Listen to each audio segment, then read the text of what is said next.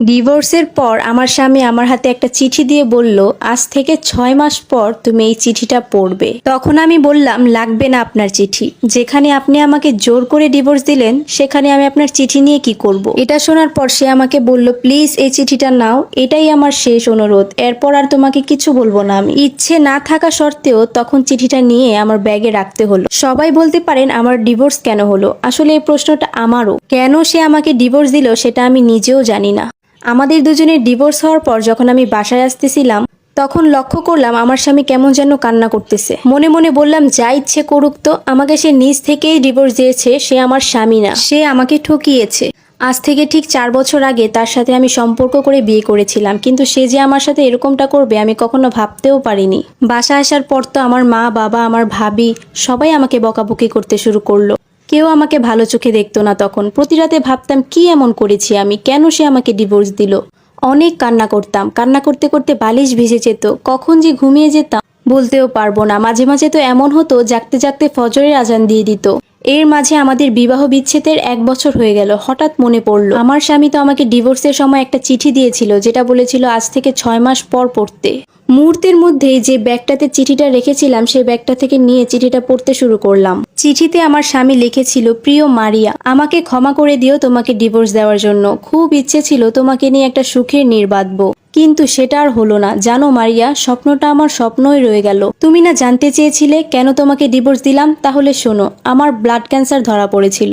Doctor আমাকে বলেছিল সর্বোচ্চ আর 4 মাস আমি বেঁচে থাকতে পারবো, এরপর হয়তোবা আমি আর দুনিয়াতে থাকতেই পারবো না। কথাটা শোনার পর আমি কি করব ভেবে পাচ্ছিলাম না। ভাবলাম যদি তুমি এই কথাটা জানতে পারো তাহলে আমার থেকে সবচেয়ে বেশি তুমি কষ্ট পাবা।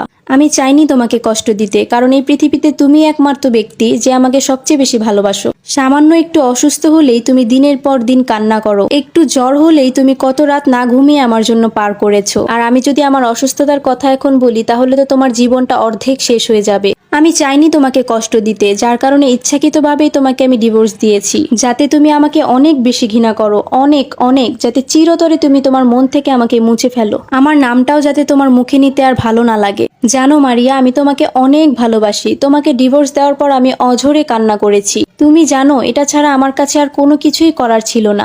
তুমি জানো তুমি আমার কাছে সেই লাল টুকটুকে একটা বউ, প্রিয়তমা স্ত্রী আমার।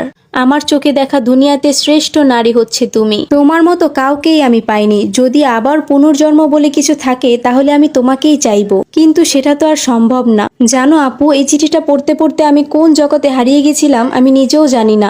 জানো আপু, আমার জীবনের সবচেয়ে বড় ভুল কোনটা? সেটা হচ্ছে আমি যদি বাসায় এসে চিঠিটা খুলে দেখে পড়তে পারতাম তাহলে হয়তোবা সেই দিনই সবকিছু জেনে যেতে পারতাম। হয়তোবা শেষ কয়েকটা দিন আমি আমার স্বামীর সেবা যত্ন করতে পারতাম। কিন্তু মনে এতটা ঘৃণা ছিল যে চিঠিটা যে একবারের মতো খুলে পড়ে দেখবো সেটাও আমার মনে টানতো না। জানো আপু, আমার স্বামী আমাকে অনেক ভালোবাসতো। কোনো কারণে যদি আমি রাগ করতাম তাহলে আমার রাগ না ভাঙানো পর্যন্ত সে কখনো একটা দানাও মুখে দিত না। সেই মানুষটাকে আমি একটুও বুঝতে পারলাম না। একটা মেয়েকে ডিভোর্সের পর কখনোই কেউ বসিয়ে খাওয়ায় না।